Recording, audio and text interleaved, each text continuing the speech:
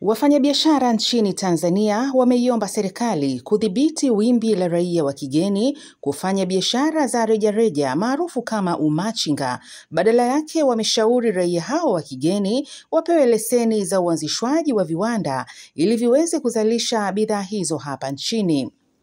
Wakizungumza katika mahojiano maalum na George Marato TV nje ya viwanja vya bunge jijini Dodoma, Mei 14 mwaka 2025, baada ya bajeti ya Wizara ya Viwanda na Biashara kupitishwa kwa kishindo, baadhi ya wafanya biashara hao pamoja na kumpongeza waziri wa wizara hiyo Mheshimiwa Suleiman Jafo kwa kuanza kuchukua hatua, lakini pia wameshauri wizara hiyo kuboresha na kutoa kipaumbele kwa viwanda vya ndani nchini.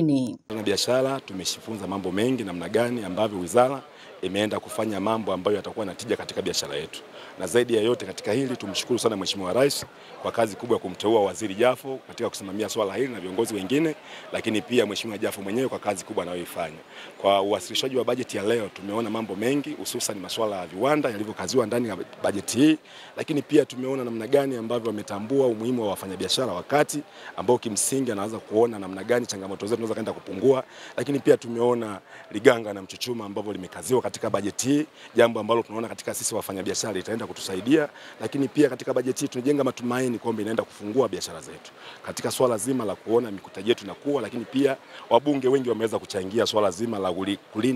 kulinda biashara za wazawa. Tumekuwa na changamoto kubwa kwa muda mrefu, tumekuwa tukifanya biashara katika swala zima ambalo tunakuwa na changamoto la ushindani, lakini kwa sababu yote ilikuwa hayana sheria, hayana utaratibu, lakini wabunge wameshauri namna gani ambavyo kuona wizara iende kutunga sheria ambazo zitaweza kutofautisha kati ya mzawa na asiye mzawa, ipi biashara inatakiwa kufanya mzawa na ipi biashara inatakiwa kufanya mgeni, jambo ambalo si wafanya biashara wakati hususan wa soko la Kariakoo tumetoka na kitu ambacho tumetoka na faraja. Tumeamini kwamba serikali yetu itaenda kutusaidia, lakini pia kupunguza changamoto za sisi wafanya biashara. GMTV